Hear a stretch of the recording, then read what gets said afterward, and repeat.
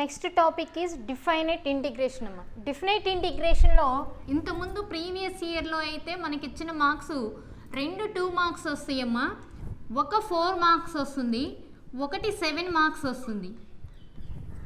2 marks, ఒకటి 4 marks, ఒకటి 7 marks వస్తుంది. వీటిల్లో మనకి డిఫైనైట్ ఇంటిగ్రేషన్లో 2 టైప్స్ ఉంటాయమ్మా. ఒకటి డిఫైనైట్ ఇంటిగ్రేషన్ డైరెక్ట్గా అప్లై చేయటం, రెండోది కర్వ్స్ యొక్క ఏరియాస్ కనుక్కోవడం. అసలు డెఫినైట్ ఇంటిగ్రేషన్ ఇండిఫినైట్ ఇంటిగ్రేషన్స్కి డిఫరెన్స్ ఏంటి అంటే, ఇండిఫినైట్ ఇంటిగ్రేషన్ అనేది మనకిచ్చిన వేరియబుల్స్ అనేవి ఏ షేప్ని రిప్రజెంట్ చేస్తాయి అని చెప్పేది ఇండిఫినైట్ ఇంటిగ్రేషన్. ఆ రిప్రజెంట్ అయిన షేప్ అనేది అది కరువు. ఒకవేళ మనకి ఇది కనుక అబ్జర్వ్ చేసినట్టయితే ఇది ఏ షేప్లో కనిపిస్తుంది, ఇది కరువు shape.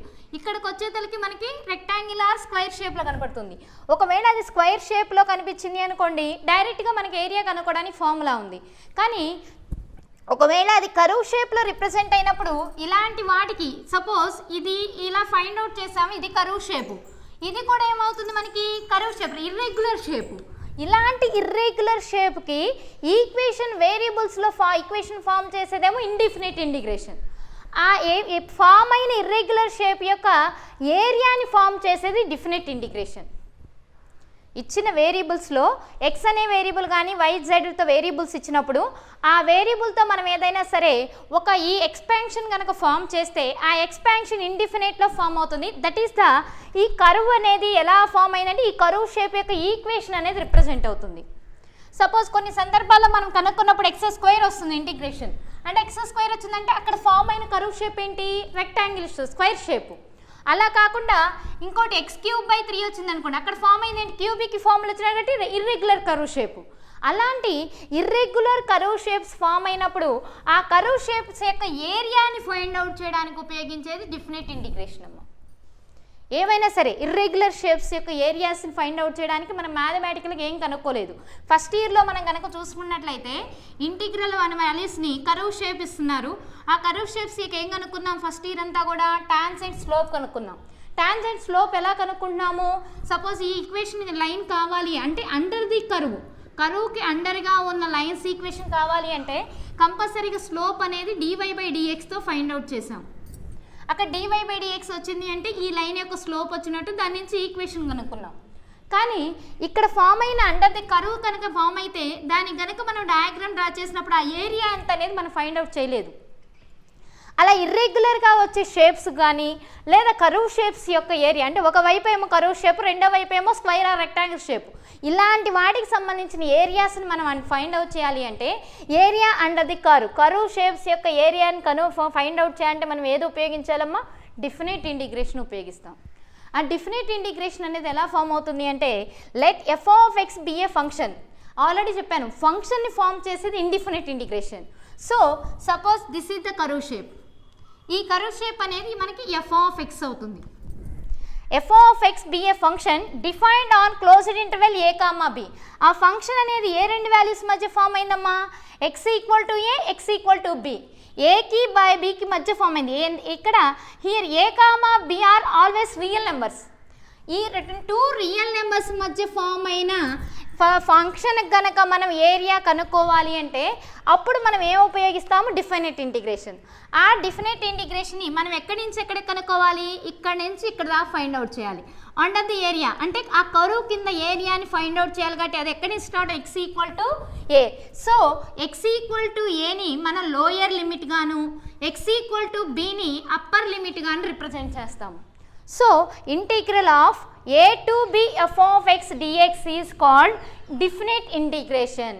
Let f(x) be a function. f(x) b అనేది ఒక ఫంక్షన్ అయితే then defined on closed interval a, bల మధ్య ఆ ఫంక్షన్ ఎలా డిఫైన్ చేస్తామా, integral a to b f(x) dx is called definite integration. ఇక్కడ మనం ఇంటిగ్రల్ f(x) dx ఇక్కడున్న ఇంటిగ్రల్ f(dx) ఒకటేనమ్మా. కాకపోతే ఇక్కడికి ఇండిఫినైట్కి తేడా ఏంటి అంటే లిమిట్స్ అప్లై అవుతున్నాయి. ఆ లిమిట్స్ అప్లై చేయడం ఎలా చేస్తామంటే ఫస్ట్ ఇండిఫినైట్ ఇంటిగ్రేషన్ ప్రాసెస్సే చేస్తాం ఏ సమ్కైనా. అలా చేసి దానికి ఈ లిమిట్స్ అప్లై చేస్తాం. అంటే ఇంటిగ్రల్ ఆఫ్ f(x) dx అంటే మనం ఏమని రాస్తామమ్మా, F of capital X plus సిగా రాస్తాం. అంటే ఇంటిగ్రల్ వాల్యూ కనుక చేస్తే మనకు అనదర్ ఫంక్షన్ ఫామ్ అవుతుంది. ఇప్పుడు దీనికి ఏం అప్లై చేయమన్నారు, ఏ టు బి లిమిట్స్ అప్లై చేయమన్నారు. కాబట్టి అంటే మనకు వచ్చిన కర్వ్ షేప్ ఏరియాకి కర్వ్ షేప్కి ఏం కనుక్కోమన్నారు, ఏరియా ఫైండ్ అవుట్ చేయమన్నారు. సో ఏ రెండు లిమిట్స్ మధ్య, ఏకి బీకి మధ్య. సో ఏకి బీకి మధ్య కనుక్కోమన్నప్పుడు this is A, this is B. ఇప్పుడు మనం లిమిట్స్ ఎలా అప్లై చేయాలి అంటే upper limit minus lower limit అమ్మ. అంటే బీలో నుంచి ఏని సబ్ట్రాక్షన్ చేయాలి, అంతేగాని ఏలో నుంచి బి సబ్ట్రాక్షన్ చేయగలమా. That is the negative. Biggest నుంచి స్మాలెస్ట్ తీసుకుంటామా. So upper limit minus lower limit. First upper limit పెట్టామనుకోండి, ఎఫ్ ఆఫ్ బి ఏ ప్లేస్లో రీప్లేస్ చేయాలమ్మా, వేరియబుల్ ప్లేస్లో రీప్లేస్ చేయాలి. ఎందుకంటే ఇండిఫినైట్ ఇంటిగ్రేషన్ వేరియబుల్ ఎక్స్. ఇక్కడ కర్వ్ షేప్ ఎక్స్లో ఫామ్ అయినాక ఏరియా ఫైండ్ అవుట్ చేస్తున్నాం కాబట్టి ఎక్స్ ప్లస్లో సబ్స్టిట్యూషన్ చేస్తున్నాం. F of B plus C. Next ఆ లోయర్ లిమిట్ రాయాలంటే upper minus lower limit. So minus F of A minus C. ఇక్కడ మైనస్ ఎందుకు పెట్టానంటే యాక్చువల్గా మనకి upper limit minus lower limit. So మైనస్తో మల్టిప్లై చేసినప్పుడు minus F of A minus C వచ్చిందమ్మా. ప్లస్ సి మైనస్ సి ఏమవుతాయి, cancel. So F of B minus F of A. దేని వాల్యూ ఇది మనకి, integral A to B F of X DX. So ఇప్పుడు this is the area for this curve. ఈ curve యొక్క area y equal to F of ఎక్స్కి మనం find out ఏది ఇచ్చినా కూడా మనం ఏది ఈక్వల్ టు అని తీసుకుంటామమ్మా, y equal to F of ఎక్స్గా తీసుకుంటాం. ఆ y equal to F of X ఏరియాని ఫైండ్ అవుట్ చేయాలంటే యాజ్ యూజువల్ ఇండిఫినిట్ ఇంటిగ్రేషన్లో ముందు కర్వ్ షేప్ ఫైండ్ అవుట్ చేస్తాం. ఆ కర్వ్ షేప్ని within limits A to B లేదా సి టు డి ఏదైతే మనకి లిమిట్స్ ఇచ్చారో ఆ లిమిట్స్ మధ్య కనుక్కుంటాం. So that is the definite integration is defined by integral A to B F of X dx equal to F of B minus F of a. That means function of the upper limit minus function of lower limit. This is the formula for definite integration. Next one is Riemann sum. Riemann sum is also used in definite integration. Riemann sum is the irregular shapes by using the Riemann sum. ఇక్కడ పర్ఫెక్ట్గా ఒక curve షేపే వచ్చింది మనకి. ఇలా ఒక curve shape వచ్చినప్పుడు డైరెక్ట్గా డిఫినిట్ integration చూపిస్తామమ్మా. కానీ ఇలాంటి షేప్ వచ్చినప్పుడు దీనికి కనుక మనం origin that means mutually perpendicular lines ఉపయోగించి కనుక కనుక్కోవాలి అంటే ఇక్కడ మనకి కర్వ్ మొత్తం కూడా బౌన్స్ అయ్యేది రెండు వాల్యూస్ మధ్య బౌన్స్ అవ్వదమ్మా. వాటి మధ్య పార్టీషియన్స్ అనేవి జరుగుతాయి. అంటే ఇక్కడ దాకా ఒక షేప్ వచ్చింది మనకి, ఇక్కడ నుంచి మళ్ళీ వేరే షేప్ వచ్చింది. అలా ఇవన్నీ కూడా పార్ట్స్గా తీసుకొని డ్రా చేస్తాము. అది మనం ఎక్స్ యాక్సిస్ మీదైనా డ్రా చేయొచ్చు, వై యాక్సిస్ మీదైనా డ్రా చేయొచ్చు అమ్మా. అలాంటి పార్టీషియన్స్ గురించి చెప్పేది ఎవరు అంటే రీమాన్స్ అనే శాస్త్రవేత్త చెప్పాడు. కాబట్టి దీన్ని ఏమంటున్నాము, రీమాన్ సమ్ అన్నాం. అయితే సమ్ అని ఎందుకన్నాము అంటే ఇక్కడ మనం ఒకే పార్ట్కు చెప్పాం కాబట్టి F of B minus F of A. కానీ ఈ ఇర్రెగ్యులర్ షేప్ కనుక తీసుకుంటే పార్టీషియన్స్గా చెప్తాం కాబట్టి ఇలాంటి పార్టీషన్ చెప్పినప్పుడు ఈ పార్ట్కి ఈ పార్ట్ ఈ పార్ట్ ఈ పార్ట్ సో అన్ని పార్ట్స్ కలిపి చెప్పాలి. The total part is defined as sum. So Riemann sum అనేది మనం డిఫినిట్ ఇంటిగ్రేషన్కి ఇర్రెగ్యులర్ షేప్స్ యొక్క ఏరియాని ఫైండ్ అవుట్ చేయడానికి రీమాన్ సమ్ను ఉపయోగిస్తాం. This is also definite integration of the one of the formula.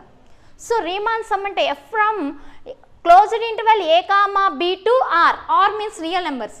మనం బౌన్స్ అయ్యే వాల్యూస్ అనేవి కంపల్సరీగా ఎక్కడ ఉంటాయమ్మా, రియల్ నెంబర్స్నే ఎగ్జిస్ట్ అవుతాయి. ఈజ్ ఏ బౌండెడ్ ఫంక్షన్ అన్నారు. Bounded function means the bounded function is limited real numbers. అంటే ఖచ్చితంగా మనం తీసుకునే కర్వ్ షేప్ యొక్క limited real numbers left to right define చేస్తాయి. This is the left, this is the right. ఇది irregular షేప్కి. So ఇలాంటి వాటి మధ్య డిఫైన్డ్ అయ్యే లెఫ్ట్ టు రైట్ రిప్రజెంట్ అయ్యే వాటిని బౌండెడ్ ఫంక్షన్ ఆఫ్ ది వాల్యూస్గా తీసుకుంటాం అమ్మా. సో ఇలాంటి పార్టీషన్స్ ఇచ్చినప్పుడు సపోజ్ ఒక ఎజ్యూమ్ చేసుకున్నాం, పి అనేది పార్టీషియన్. ఆ పార్టీషన్ ఎలా తీసుకున్నాం, ఏకి ఈక్వల్ టు ఎక్స్ నాట్ నుంచి బిగిన్ అయింది. సో ఫస్ట్ వాల్యూ ఏమని తీసుకున్నాం, X naught. Second partition x1, third partition x2. అట్లా పార్ట్లు మనం కనుక డిఫైన్ చేస్తే x1, x2 and so on xn belongs to B. బికి చెందిన పార్ట్స్ అనేవి ఇవన్నీ తీసుకోవచ్చు. ఇక్కడంటే ఎగ్జాక్ట్గా టూ వాల్యూస్ మధ్య చెప్పాం. ఇర్రెగ్యులర్ షేప్కి ఒకే షేప్లో చెప్పలేము మనం. అలాంటి షేప్స్ కంపల్సరీగా పార్టీషన్స్ అనేవి ఫామ్ అవుతాయి. అలాంటి పార్టీషన్ కనుక పి అని తీసుకున్నప్పుడు ఆ పార్టీషన్ ఆఫ్ దేని మధ్య ఎగ్జిస్ట్ అవుతుందమ్మా, క్లోజ్డ్ ఇంటర్వెల్ ఏ కామా బి మధ్య పార్టీషన్స్ వచ్చినాయి. ఇదిగో x0 సపోజ్ ఇది తీసుకున్నాం, this is A, this is b, this is a to x0, x0 to x1, x0 to x2, x2 to xb and so on. అలా కనుక మన పార్టీషన్స్ అయినప్పుడు ఆ పార్టీషన్స్ అన్నీ కూడా ఏ రెండింటి మధ్యలో ఉంటాయమ్మా? A comma B. Next one is let ti equal to xi minus xi means మనం చేసే పార్టీషన్స్ అన్నీ కూడా సమ్ డిఫరెన్స్తో తీసుకుంటాం, లెంత్తో తీసుకుంటాం. ఆ లెంత్ ఆఫ్ ది ఇంటర్వెల్ అనేది ఏ రెండింటి డిఫరెన్స్ తీసుకున్నామా? xi minus 1 comma xi. Suppose i equal to 1 పెట్టాను అనుకోండి, 1 మైనస్ 1 0 అంటే x0 కామా x1 యొక్క లెంత్ మనం తీసుకుంటుంది. 2 పెట్టాను అనుకోండి, x1 కామా x2 లెంత్, ఆ రెండింటి మధ్య లెంత్ ఇదిగోండి ఇక్కడ x0 comma x1 length, x1 comma x2 length, x2 comma b. So ఇలా ప్రతి పార్టీషన్ని కూడా లెంత్ ఆఫ్ ది సబ్ ఇంటర్వెల్ని ti కానీ లేదంటే మనం kiతో కానీ డిఫైన్ చేస్తాం. ti equal to xi minus 1 comma xi ఆ పార్టీషన్ యొక్క డిఫరెన్స్ని దేంతో డినోట్ చేస్తామంటే డెల్టా tiతో డిఫైన్ చేస్తాము. ఏ రెండు వాల్యూస్ యొక్క డిఫరెన్స్నైనా కూడా length of the sub interval దేంతో డిఫైన్ చేస్తాం? డెల్టాతో డిఫైన్ చేస్తాం. Length of the sub-interval Riemann's integration is defined as delta. So delta ti equal to xi minus 1. And next one is ఈ condition కనుక మనం డిఫినైట్ ఇంటిగ్రేషన్ కనుక apply చేస్తే మనం assume చేసుకుంటే ఆ ఎస్యూమ్ కండిషన్ని మనం ఎలా రాస్తామంటే S means sum of the function of partitions, P అంటే పార్టీషియన్స్, ఎఫ్ అంటే ఫంక్షన్ని sum of the function of partitions అంటే పార్టీషన్ మొత్తాన్ని ఫంక్షన్కి ఏం చేస్తున్నాం? సమ్ చేసేస్తున్నాం. ఇక్కడ ఎస్ మీన్స్ కంపల్సరీగా ఏమనాలమ్మా? Sum of the function of partitions లేదా sum of the partitions of the function, sum of the partitions of the function. ఒక ఫంక్షన్కి సంబంధించిన పార్టీషన్స్ మొత్తాన్ని యాడ్ చేయడానికి ద రీమైన్ సమ్. ఈ రీమాన్ సమ్ ఈక్వేషన్ని ఈ పార్టీషన్ మొత్తాన్ని మనం ఎక్కడి నుంచి ఎక్కడి దాకా రాస్తున్నామమ్మా? i ఈక్వల్ టు 1 నుంచి తీసుకుంటామమ్మా. i 1 into n f of ti into delta టీగా చెప్తాం. కానీ దీన్ని మనం కనుక రీమాన్ సమ్ని డిఫినైట్ ఇంటిగ్రేషన్లో డిఫైన్ చేసేటప్పుడు నాట్ నుంచి డిఫైన్ చేస్తాం, కానీ వాల్యూస్ చెప్పేటప్పుడు మాత్రం 1 to n అని తీసుకొని చెప్తామమ్మా. ఇక్కడ i equal to 1 to n f of ti into delta i. This is the Riemann some integration. ఈ రీమాన్ సమ్ ఇంటిగ్రేషన్ అనేది మన డిఫినైట్ ఇంటిగ్రేషన్కి ఈక్వల్ అవుతుంది. ఇక్కడ నామ్ p means tends to 0. Norm p means length of the largest subinterval. Here t means length of the subinterval, any subinterval. కానీ మనం ఇక్కడ integration definite integration అనే area దేనికి లిమిట్ అప్లై చేస్తున్నామా? హైయెస్ట్ పార్టీషన్కి అప్లై చేస్తున్నాం. So that is the length of the highest sub interval, largest sub interval. So నామ్ p is defined as length of the highest subinterval or the largest subinterval. Length of the largest subinterval is tends to 0 కనుక అయితే అప్పుడు మనం sigma i equal to 1 to n f of ti delta ti అని ఏమని define చేస్తామా? Definite ఇంటిగ్రేషన్తో define చేస్తామా. That is a to b f of x dx. Here always the lower limit a is the lower limit, b is the upper limit. Here the a is defined as 0 and p is defined as p. Now p is defined as largest subinterval, length of the subinterval. So 0, a is 0 and 2p f of x dx equal to the length of the subinterval is defined in integral 0 to p f of x dx. This is the definite integration formation. Limit sum is limit n tends to infinitive. Sum of the n values చెప్తున్నాం మనం infinitive వరకు exist అవుతుంది. Limit n tends to infinitive 1 by n into summation i equal to 1 to pn. ఇక్కడ హైయర్లీ limit ఎంతమ్మా? p. కాబట్టి Riemann ఇంటిగ్రేషన్లో Riemann some ఇంటర్వెల్ని డిఫినిట్ ఇంటిగ్రేషన్లో ఇలా define చేస్తాము. అంటే కంపల్సరీగా ప్రతి వాల్యూ ఎక్కడి నుంచి చెప్పాలి? 0 to n కదా. ఆ 0 to nలో n అనేది పార్టీషన్ కాబట్టి pగా తీసుకున్నాం లార్జెస్ట్ వరకు. So 0 to p. Here a means 0, b means p. f of x dx equal to limit n tends to infinitive 1 by n sigma i equal to 1 to pn f of I by n. Riemann సమ్ని definite ఇంటిగ్రేషన్లో ఇలా define చేస్తాము. ఈ summation అనేది మనకి ఈ నామ్ పీని మార్చడం వల్ల ఇది ఫామ్ అవుతుంది. Length of the sub interval అనేది ఎఫ్ ఆఫ్ టీఐని డెల్టా టీఐని మల్టిప్లై చేసినప్పుడు ఆ ఇంటర్వెల్ ఎన్ టర్మ్స్కి మనం అప్లై చేస్తే కండిషన్ ఇలా వస్తుందమ్మా. So this is the Riemann sum of the integral. Sum of the find the evaluate the integral in Riemann sum method అంటే మనం integral ఫార్మేషన్కి ఇది ఉపయోగించి చేస్తామమ్మా. This is the Riemann sum. Riemann సమ్లో మనం చెప్పేదన్నీ కూడా largest length of the sub ఇంటర్వెల్కి డిఫైన్ చేస్తాం. ఆటోమేటిక్గా స్మాలెస్ట్ అన్నీ కూడా మనకి దానిలోనే యాడ్ అవుతూ వస్తాయి. కండిషన్ ఫర్ డెఫినెట్ ఇంటిగ్రేషన్ అమ్మా. కండిషన్ ఫర్ డెఫినెట్ ఇంటిగ్రేషన్ అని ఎందుకన్నామంటే డెఫినెట్ ఇంటిగ్రేషన్ ఆల్రెడీ చెప్పాను, నెంబర్ ఆఫ్ వాల్యూస్ మధ్య చెప్పొచ్చు. ఇక్కడ f from a to B, f from closed interval A comma B to r be a function. F అనేది మనకి ఎక్కడ బౌన్స్ అవుతుంది, రియల్ నెంబర్స్లో లెఫ్ట్ టు రైట్ ఏకి బీకి మధ్య బౌన్స్ అవుతున్నట్లయితే ఆ డెఫినెట్ ఇంటిగ్రేషన్ మనం ఎలా డిఫైన్ చేయొచ్చుమా, integral A to B F of X DX. Here A is the lower limit, B is the upper limit. Bని ఏమంటామో అప్పర్ లిమిట్, ఏని ఏమంటామో లోయర్ లిమిట్గా తీసుకుంటాం. అలా తీసుకున్నప్పుడు మనం డెఫినెట్ ఇంటిగ్రేషన్కి రీమాన్ సమ్ కండిషన్ ప్రకారం లేదా రీమాన్ సమ్ ఫార్ములా ప్రకారం దాన్నే మళ్ళీ ఇంకో పేరుతో ఏం పిలవచ్చమ్మా, లిమిట్ ఆఫ్ సమ్గా పిలవచ్చు. లిమిట్ ఆఫ్ సమ్ ప్రకారం ఇంటిగ్రల్ 0 to అంటే ఏ ప్లేస్లో మనం ఏం తీసుకోవాలి, రీమాన్ కండిషన్ ఉపయోగించినప్పుడు A value always represented as 0. Riemann sum మన లిమిట్ ఆఫ్ సమ్ అని అప్లై చేయాలి అంటే కంపల్సరీగా లోయర్ లిమిట్ ఎక్కడి నుంచి స్టార్ట్ అవ్వాలమ్మా, పార్టీషన్ ఎక్స్ నాట్ కాబట్టి ఎక్కడి నుంచి స్టార్ట్ అవ్వాలి, 0 టు సమ్ మొత్తం total parts is P. So 0 to p F of X డిఎక్స్గా డిఫైన్ అవుతుంది. ఏది ఇక్కడ మనకి తీసుకున్న ఏ టు బి అనే బౌండెడ్ ఫంక్షన్లో మనం తీసుకునే వాల్యూస్ పార్టీషన్స్ అనేవి రెండింటి మధ్య ఏ వాల్యూస్ రిప్రజెంట్ అవుతున్నాయి అమ్మా, 0 to pకి మధ్య రిప్రజెంట్ అయినప్పుడు దాన్ని లిమిట్ ఆఫ్ సమ్లో ఎలా రాస్తామంటే limit n tends to infinity. అంటే మనం పార్టీషన్స్ మొత్తం టోటల్గా ఎన్ని తీసుకుంటాం, n పార్టీషన్స్ డిఫైన్ చేస్తాం. ఆ n పార్టీషన్స్ యొక్క అన్లిమిటెడ్ వాల్యూని 1/n into sigma i equal to 1 to n f of in/nగా డిఫైన్ చేస్తాం. This is the limit of sum. It is also nothing but Riemann sum. Limit of sum అన్నా Riemann sum అన్నా ఒకటే. ఇది uncurved యొక్క areas, irregular shapes యొక్క ఏరియాస్ని find out చేయడానికి రీమాన్ అనే అతను నిరూపించింది. రీమాన్ సమ్ అంటే ఏంటమ్మా, మనకి లిమిట్ వాల్యూస్ అనేవి limited values left to right వాల్యూస్ని n వాల్యూస్కి అన్డిఫైన్డ్ వాల్యూస్ డిఫైన్ చేయడానికి సమ్మేషన్ ఆఫ్ ది ఫంక్షన్ కనుక ఉపయోగిస్తే that is the limit of some. For example integral 0 to 2 x² + 1 dx. Here evaluate integral by using limit of sum అన్నారు. ఇక్కడ మనం 2 వేస్గా చెప్పుకున్నామమ్మా. ఇంతకుముందు అయితే పర్టికులర్గా లిమిట్ ఆఫ్ సమ్ అంటే లిమిట్ ఆఫ్ సమ్గానే ఉపయోగించేవాళ్ళు. ఇప్పుడు మనకి దీన్ని ఎలా ఉపయోగిస్తున్నారు అంటే డైరెక్ట్ ఇంటిగ్రేషన్ కూడా ఎవాల్యుయేట్ చేస్తున్నారు. డైరెక్ట్ ఇంటిగ్రేషన్ ఎవాల్యుయేట్ చేసామనుకోండి, ఒకసారి చూడండి. ఇంతకుముందే చెప్పాను, మనం ఇంటిగ్రేషన్ సింబల్ ఇచ్చినప్పుడు లిమిట్స్ పక్కన పెట్టాలి. ఎందుకంటే ముందు కర్వ్ షేప్ రావాలి. అది ఇర్రెగ్యులర్ షేప్ అయినా సరే ఆ షేప్ డిఫైన్ చేయాలి. అది కావాలి అంటే ముందు ఇచ్చిన దానికి డైరెక్ట్గా ఇంటిగ్రేషన్ చేయండి. డైరెక్ట్గా ఇంటిగ్రేషన్ చేశారనుకోండి, x² dxకి ఇంటిగ్రేషన్ ఎంతమ్మా, x³ / 3 ప్లస్ 1కి ఇంటిగ్రేషన్ ఎంత, x. సో మనకి ఇక్కడ వచ్చిన కర్వ్ షేప్ అనేది రిప్రజెంట్ అయింది. ఇక్కడ ప్లస్ సి తీసుకోవచ్చా, తీసుకోకూడదు.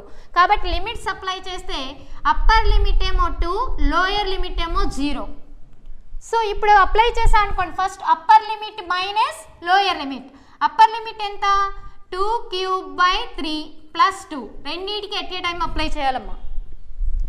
Upper limit 2 minus 0³ / 3 minus 0. 2³ means 8/3 plus 2 minus 0 రాసిన ఒకటే రాయిపోయిన ఒకటే. LCM ఆఫ్ ది ఫంక్షన్ కనుక చూసుకుంటే 3. 8 plus 6, 3 2s are 6, 6 plus 8 14/3. So ఈ షేప్ ఇర్రెగ్యులర్ షేప్ యొక్క ఏరియా మనకి ఎంత ఫామ్ అవుతుందమ్మా, 14/3 స్క్వేర్ యూనిట్స్. ఏరియాని ఎప్పుడు కూడా స్క్వేర్ యూనిట్స్తో పెడతామమ్మా. ఇక్కడ ఏరియా అని లేదు, ఎవాల్యుయేట్ చేయమన్నాడు, సింప్లిఫై చేయమన్నాడు కాబట్టి ఆన్సర్ ఏమవుతుంది, 14/3. ఇది ఇంటిగ్రల్ మెథడ్ అమ్మా. కానీ ఇక్కడ పర్టికులర్గా ఇచ్చాడు by using limit of sum ఉపయోగించమన్నాడు. సో లిమిట్ ఆఫ్ సమ్ ఉపయోగించమన్నప్పుడు మనకి ఈ వేలో చేయటం అనేది కరెక్ట్ కాదమ్మా. ఇలా చేసిన మార్క్స్ ఇస్తున్నారు కానీ ఈ వే కరెక్ట్ కాదు. కంపల్సరీగా evaluate the integral by using limit of some అంటే లిమిట్ ఆఫ్ సమ్ మెథడ్ ఉపయోగించి రాయాలి. అంటే లిమిట్ ఆఫ్ సమ్ ఉపయోగిస్తే ఫార్ములా ఏంటమ్మా మనకి 0 to p f of x dx equal to limit of n tends to infinity 1 by n into sigma I equal to 1 to n f of I by n గా define చేయాలి. అంటే మనకిచ్చిన ఇంటిగ్రల్ని limit of సమ్లో రాయాలి. ఇప్పుడు ఈ formula రాసామనుకోండి, integral రాయాల్సింది ఏంటమ్మా 0 to 2 x square plus 1 whole dx ఇది రాయాలి. ఇప్పుడు దీనికి అప్లై చేసిన ఇక్కడ ఎన్ని ఫంక్షన్స్ ఉన్నాయమ్మా మనకి 2 ఫంక్షన్స్ ఉన్నాయి కాబట్టి 2 ఫంక్షన్స్కి ఎట్ ఏ టైం అప్లై చేస్తున్నామమ్మా. Limit n tends to infinity here pn పార్టీషియన్తో మల్టిప్లై చేయాలమ్మా. బిఫోర్ ఇందాక చెప్పాను ఇక్కడ లిమిట్ ఆఫ్ సమ్ అనేది మనకి పార్టీషియన్తో డిఫైన్ అవుతుంది pn. So x square plus 1 dx లిమిట్ n tends to infinity 1 by n sigma I equal to 1 to p means upper limit 2n. p means upper limit 2n f of x ప్లేస్లో ఏం రాశారమ్మా ఇక్కడ I by n. x అంటే limit of సమ్లో ఏం రాశారు I by n. So also మనం apply x square ప్లస్లో ఏం రాయాలి I by n whole square. So ఫంక్షన్లో డైరెక్ట్గా పెట్టేస్తున్నాం కాబట్టి I function f అక్కర్లేదమ్మా I by n whole square plus 1. f of x అంటే x ప్లస్లో ఫంక్షన్లో I by n పెట్టమని ఇక్కడ మీనింగ్. ఆల్రెడీ ఫంక్షన్లో చేశారు x value substitution. So f of I by n అంటే x ఉన్న ప్రతి చోట ఏం పెట్టాలి I by n whole square. ఇప్పుడు ఈ some of the limit sum apply చేసి దానికి లిమిట్ అప్లై చేసి చేయమన్నారమ్మ సమ్ము. ఇలా చేసామనుకోండి, ఇప్పుడు అప్లై చేయడమ్మా limit n tends to infinity 1 by n sigma apply చేస్తున్నాను. First I by n whole స్క్వేర్కి అప్లై చేయండి. I by n హోల్ స్క్వేర్కి అప్లై చేస్తే ఏం రాయొచ్చమ్మా I వాల్యూ ఎంత 1 by n whole square 2 by n whole స్క్వేర్ సమ్మేషన్ ఆఫ్ ది లిమిట్స్ 3 by n whole square 4 by n whole square 5 by n whole square plus and so on. Last value ఎంత ఉందమ్మా మనకి 2n. I ప్లస్లో ఎంత పెట్టాలి 2n by n హోల్ స్క్వేర్. సమ్మేషన్ ఆఫ్ ది లిమిట్స్ ప్రకారం చేయమన్నారు కాబట్టి సమ్మేషన్ అప్లై చేసాం. ఇక్కడ మనం ఎక్స్కి అప్లై చేసాం, ఈసారి దేనికి అప్లై చేయాలి 1కి కూడా అప్లై చేయాలమ్మా. 1కి ఏమవుతుంది అంటే యాక్చువల్గా మనం ఫస్ట్ ఇయర్లో నేర్చుకుంది ఏంటి అంటే సిగ్మా 1 అంటే n అనమ్మా. ఎందుకని సమ్మేషన్ ఆఫ్ 1 అంటే 1 ఇక్కడ మనం I equal to 1 to n value substitution చేస్తున్నట్టు. I equal to 1 to n అంటే 1ని ఒకసారి రాసాం, మళ్ళీ 2 పెట్టినప్పుడు కూడా 1గా వచ్చేది. ఎందుకంటే ఇక్కడ ఏమీ లేదు అంటే మీనింగ్ ఏంటమ్మా I పవర్ 0 అని. I పవర్ 0 అన్నప్పుడు I ప్లేస్లో 1 పవర్ 0 అంటే 1ఏ. ఈసారి 2 పవర్ 0 అంటే మళ్ళీ 1ఏ. 2 టైమ్స్ పెడితే 2 వచ్చింది సమ్ము. అలా కాకుండా ఇలా పెట్టుకుంటూ వెళ్ళాను, ఈసారి 3 పెట్టాను, 3 పెడితే 3 పవర్ 0 అంటే 1 ప్లస్ 4 పవర్ 0 అంటే 1 5 పవర్ 0 అంటే 1 6 పవర్ 0 అంటే 1 7 పవర్ 0 అంటే 1. ఇప్పుడు అబ్జర్వ్ చేయండి అమ్మా, మనం 7 టైమ్స్ పెడితే ఎన్ని వన్స్ వచ్చినాయి మనకి 7 వన్స్. అలా n టైమ్స్ పెడితే ఎన్ని వన్స్ వస్తాయి n వన్స్ వస్తాయి. కాబట్టి సమ్ ఆఫ్ ది యాడ్ చేసి రాస్తున్నా కాబట్టి ఇక్కడ 1 1 1 1 అనేవి ఎన్ని వన్స్ వచ్చినాయి అమ్మా n వస్తున్నాయి. అలానే ఇప్పుడు మనం దీనికి కనుక అప్లై చేస్తే ఇక్కడ కూడా ఏమీ లేదంటే I పవర్ 0 అని. I పవర్ 0 1 to n పెడితే మనకి 1 ఎన్నిసార్లు రిపీట్ అవుతూ వస్తుందమ్మా 2n టైమ్స్ వస్తుంది. క్లియర్? ఇక్కడ 1ని 2 టైమ్స్ పెడితే 1 + 1 2 some of the value. 4 times పెడితే 1 + 1 + 1 4 టైమ్స్ 4. సో n టైమ్స్ పెడితే n. So summation I equal to 1 to 2n అంటే ఎంత అవుతుందమ్మా వాల్యూ మనకి కంపల్సరీగా 2n అవుతుందమ్మా. 1 అనేది ఎన్నిసార్లు రిపీట్ అవుతుంది 2n టైమ్స్ రిపీట్ అవుతుంది value. 1 + 1 + 1 + 1 + and so on 2n times. So 2n sigma 1 value ఎంత ఇక్కడ 2n. సిగ్మా 1 వాల్యూ ఇక్కడ హయ్యర్ లిమిట్ కనుక అప్పర్ వాల్యూ కనుక n ఉంటే n రాస్తామమ్మా, 2n ఉంటే 2n రాస్తాం, 3n ఉంటే 3n టైమ్స్ వస్తుంది. So this is the summation value. ఇప్పుడు ఇక్కడ కనుక గమనించినట్లయితే మనం limit n tends to infinity 1/n, ఇక్కడ డినామినేటర్లో అన్నీ కూడా ఏం రిప్రజెంట్ అయినాయి అమ్మా, n రిప్రజెంట్ అయినాయి.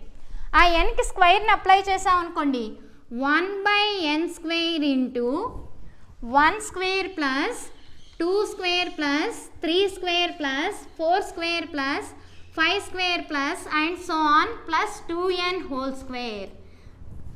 సో ఇక్కడ నేను ఏం కామన్ తీసాను, అన్నిటిలో లైక్ ఫ్రాక్షన్స్గా ఉన్నాయమ్మా. లైక్ ఫ్రాక్షన్స్లో నుంచి లైక్ ఫ్రాక్షన్ కాగా డిఫైన్ అయిన n వాల్యూని డిఫైన్ చేశాను. n స్క్వేర్ వాల్యూ కామన్ తీసాం. This is the sum of the values. And next మనం దేనికి అప్లై చేయాలి, మళ్ళీ 1కి, దట్ మీన్స్ 2nకి అప్లై చేస్తే limit n tends to infinity 1/n into sum of the limit second value ఎంత వచ్చిందమ్మా, 2n. ఇప్పుడు కనుక 1 into 1 1, n into n square n³ limit n tends to infinity 1/n³ into sum of the squares of the natural numbers. Sum of the squares of the natural numbers formula ఏంటమ్మా మనకి, sum of the squares of the natural numbers is n into n plus 1 into 2n plus 1/6. Sum of the natural numbers mathematical ఇండక్షన్లో first year నేర్చుకుందాం అమ్మా. 1 square plus 2 square plus 3 square plus 4 square plus and so on plus n square. అయితే కనుక దీన్ని sigma n స్క్వేర్గా రాయొచ్చు. The formula is n into n plus 1 into 2n plus 1/6. ఇక్కడ కూడా sum of the squares of the natural నెంబర్సే, కాకపోతే ఎన్ని టర్మ్స్, 2n స్క్వేర్. అంటే n ప్లస్లో మనం ఎంత రీప్లేస్ చేయాలమ్మా, 2n రీప్లేస్ చేయాలి. So 2n into 2n plus 1 into 2n into 2 అంటే ఎంతమ్మా, 4n. ఎందుకంటే n అంటే 2n, n అంటే 2n, 2 into 2n, 2 into 2n అంటే 4n plus 1/6 plus limit n tends to infinity n ఏమవుతాయి అమ్మా, క్యాన్సిల్. ఇక మనకి ఇక్కడ n అనేది లేదు కాబట్టి ది ఆన్సర్ ఎంత అవుతుంది, కాన్స్టెంట్కి లిమిట్ అప్లై చేస్తే constant function. So that is the 2. ఇక్కడ లిమిట్ n క్యాన్సిల్ అయిపోయింది, లిమిట్ వాల్యూ కాన్స్టెంట్కి అప్లై చేస్తే వచ్చేది ఏంటి, constant function, that is the 2. Next ఇక్కడ అప్లై చేశాను, ఒకసారి చూడండి. n tends to infinity means for the first year 1/n tends to 0. n tends to infinity ఉన్నప్పుడు దాన్ని డైరెక్ట్గా మనం అప్లై చేయలేనప్పుడు ఏం రాస్తామమ్మా, 1/n టెన్స్ టు 0గా రాయొచ్చు.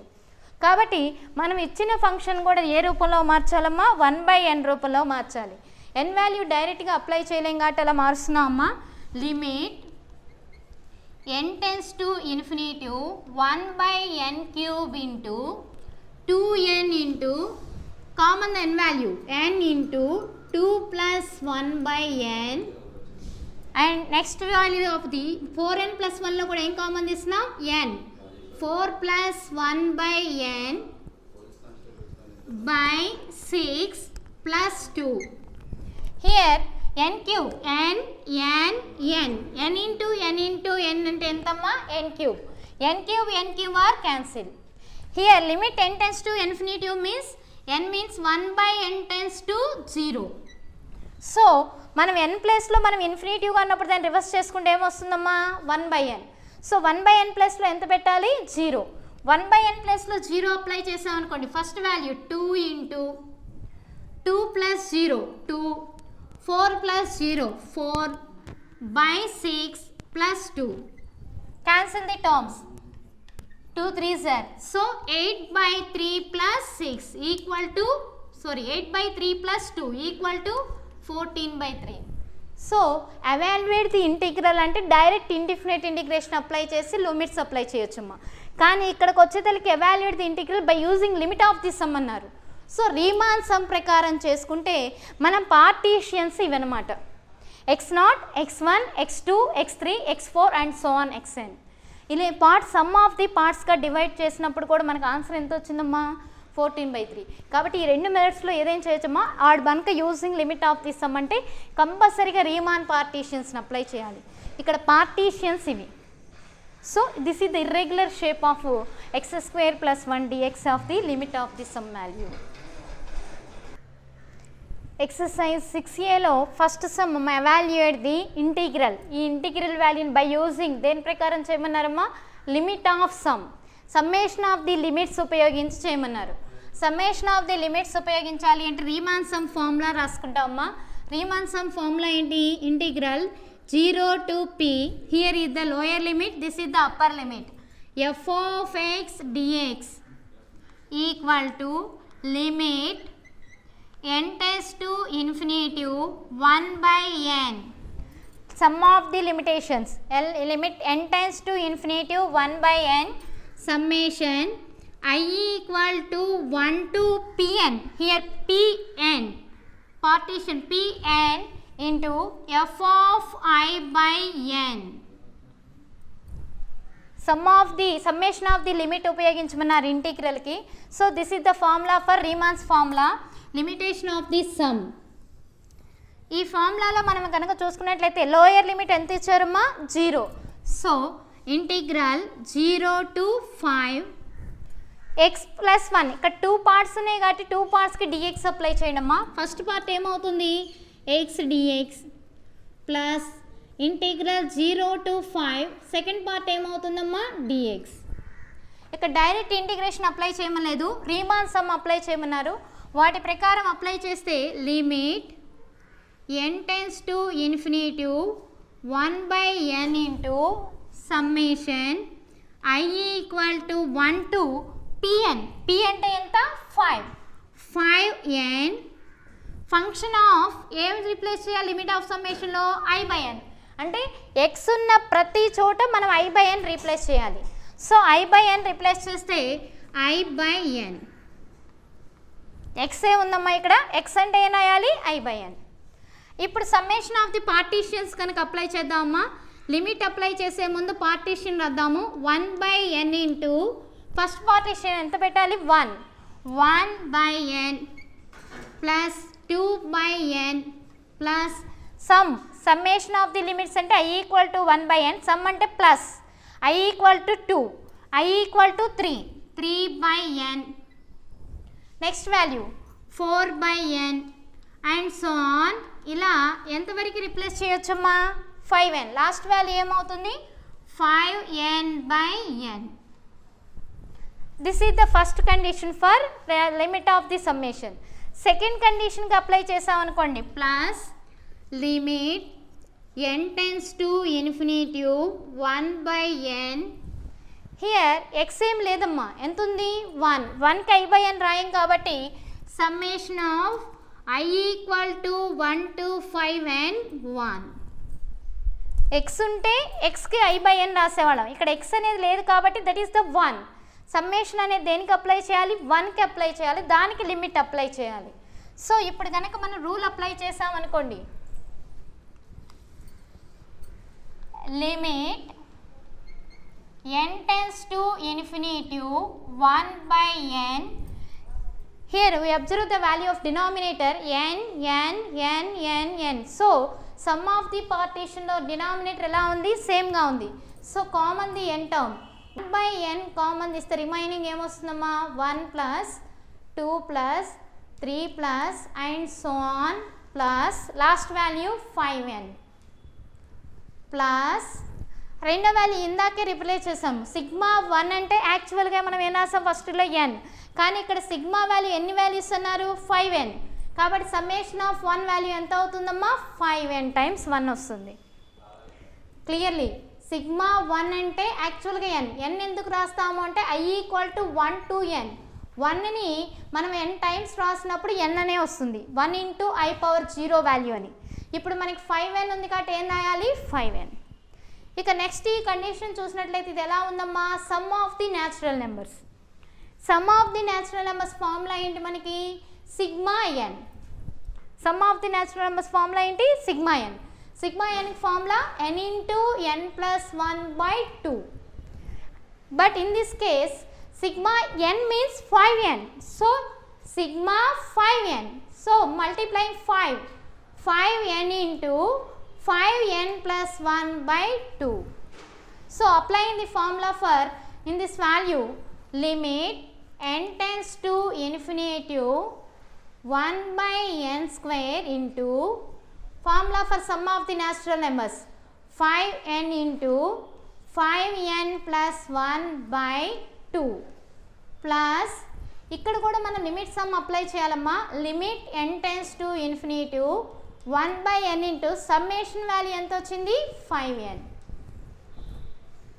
n value cancel. Limit of the constant is constant. ఇక్కడ limit n tends to infinity అంటే our limitation of the first year 1/n tends to ఏమన్నా అయ్యొచ్చమ్మా 0. ఆల్వేస్ ఇన్ఫినిటివ్ కండిషన్ డైరెక్ట్గా పెట్టలేం కాబట్టి ఫంక్షన్ వాల్యూ రివర్స్ చేసుకోవచ్చమ్మా. 1/n tends to 0 అయినప్పుడు కంపల్సరీగా ఫంక్షన్ కూడా మనం దేనిలో మారిపోవాలి 1/nలోకి మారిపోవాలి. కాబట్టి 1/n స్క్వేర్ ఇంటూ ఇక్కడ కూడా మనం 5n into 5 plus 1/n.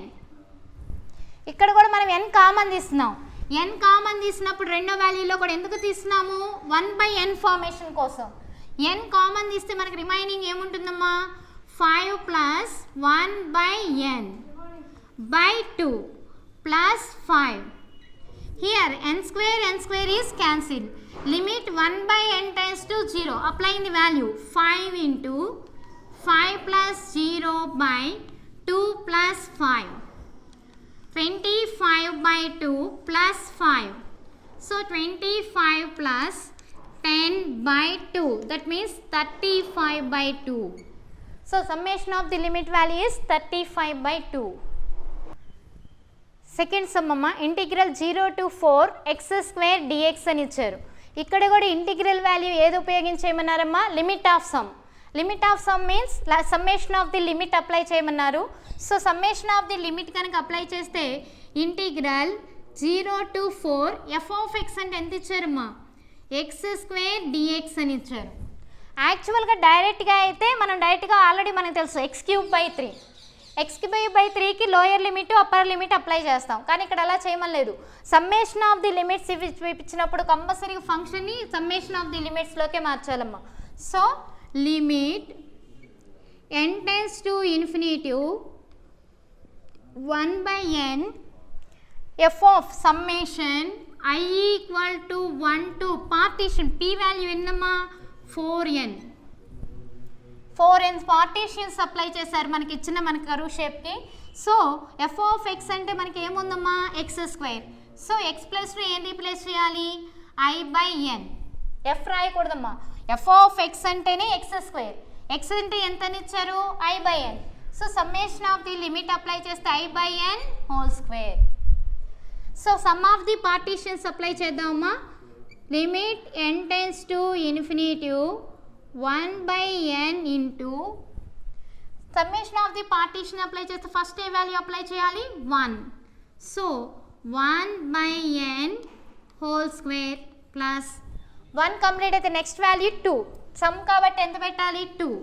2/n whole square plus 3/n whole square plus 4/n whole square plus and so on 4n/n whole square. Limit n tends to infinity 1/n. We observe the sum of the values. N is denominator is n value is common. Here n. So common the denominator of n square. So 1/n square ni common తీయాలి. ఎందుకంటే summation of the అన్ని values లో కూడా మనకి ఏం common ఉంది n square. n square common తీస్తే remaining ఏముంటాయమ్మా 1 square plus 2 square plus 3 square plus and so on 4n whole square. ఇప్పుడు కనుక మనం దీన్ని అబ్జర్వ్ చేస్తే మనకి ఇది ఏ ఫార్ములా రూపంలో ఉందమ్మా sum of the squares of the natural numbers. Sum of the squares of the natural numbers formula ఏంటమ్మా మనకి సిగ్మా n స్క్వేర్ అయితే కనుక n into n plus 1 into 2n plus 1/6. Mathematical ఇండక్షన్లో ఆల్రెడీ ప్రూవ్ చేస్తుంటామమ్మా. Summation of the squares of the natural numbers formula ఏంటి n into n plus 1 into 2n plus 1/6. ఆ ఫార్ములాని మనం కనుక ఇక్కడ అప్లై చేస్తే ఇక్కడ n ప్లస్లో ఎంత రీప్లేస్ చేయాలమ్మా 4n. సో 4n అప్లై చేస్తే limit n tends to infinity 1/n cube. Here n means 4n. 4n into 4n plus 1. n into n plus 1. Here n means 4n into 2n plus 1. 2 into n అంటే 4n. 2 into 4 8n plus 1. n into n plus 1 into 2n plus 1. 2 into n అంటే ఎంత 4n. So 8n plus 1 by 6. ఇక్కడ మనకి n tends to infinity ఉంది. ఇక్కడికి వచ్చేసరికి మనకి ఏ form వచ్చిందమ్మా 1/n cube. n tends to infinity ఉన్నప్పుడు డైరెక్ట్గా మనం లిమిట్ ఇన్ఫినిటీని సబ్స్టిట్యూషన్ లేదు కాబట్టి కంపల్సరీగా n tends to infinity ఏం చేస్తాము రివర్స్ చేసినప్పుడు ఎలా రీప్లేస్ చేస్తామమ్మా లిమిట్ 1/n tends to 0. కంపల్సరీగా మనం ఈ లిమిట్ వాల్యూ అప్లై చేయాలంటే ఇన్ఫినిటీ అప్లై చేయలేమమ్మా. కాబట్టి దాన్ని రివర్స్ చేసి తీసుకుందాం. 1/n tends to infinity by 1 అంటే రివర్స్ అయితే ఏమవుతుంది 1/0. 0 అప్లై చేస్తే ఇప్పుడు మనం 1/n క్యూబ్ అనేది కరెక్ట్ ఫార్మేషన్ 1/n క్యూబ్. ఎందుకంటే 1/n tends to 0 పెట్టొచ్చు. కానీ ఇక్కడ మనకి ఇన్ఫినిటివ్ ఫార్మేషన్ ఉన్నాయి కాబట్టి ఇక్కడ ఏం చేయాలి n కామన్ తీయాలి. 4n అనేది అలానే రిప్రజెంట్ చేయండి 4n. ఇక్కడ ఈ 2 ఫంక్షన్స్లో ఏం కామన్ తీయాలి n కామన్ తీసామనుకోండి 1/n వచ్చింది. 1/n అంటే మనకి ఎంత 0. సో లిమిట్ అప్లై చేసే ప్రాసెస్లోకి మనం దీన్ని మార్చుకున్నామమ్మా.